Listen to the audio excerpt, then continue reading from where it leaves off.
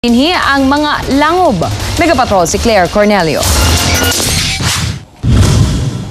Kini ang Camp Manuel T. Yan Sr. sa Barangay Tuburan, Mawab, Compostela Valley Province, ang headquarters sa 10th Infantry Division. Pero dili lang kini kampo militar, tourist attraction na sab kini isip Eco Military Tourism Park. Ang mga turista, lokal man o foreigners, pwedeng magpabook sa Provincial Tourism Office aron makita ang mga atraksyon sa Ecotourism Park. Ang mga miyembro sa Youth for Peace sa Mawab, mao'y mga tour guide. Ang tawag ni Governor dito, Eco-Military Tourism. It is also our joint vision that to develop yung camp. This is consistent with our Peace and Development Outreach Program.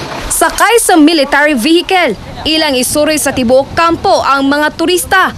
Ipakita ang mga training units sa 10th ID o 72nd IB. Og apil sa requirement ang pagtanom sa kahoy nga maoy himong tradisyon pagsulod sa usa ka gatos hektaryas nga Eco-Military Tourism Park. Ay hapatugtang makasulod sa mga langob. Naay 17 ka langob pero duha pa lang ang gitugot nga sudlan.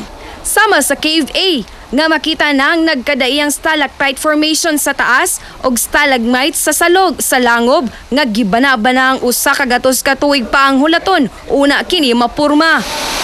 Siguradong mag-enjoy ang mga mahiligon sa caving kay lisod ang pagsulod sa langob na ay bahin nga kinahanglang katkaton. Dili lang siya plain walk, dili kailangan kang mukatkat sa mga rocks para makato ka sa lain na po ng training. Kinahanglan ang sapatos po nato kanang medyo na agad siya ikuan, na agad siya spike. Muna giniginahanglan niya.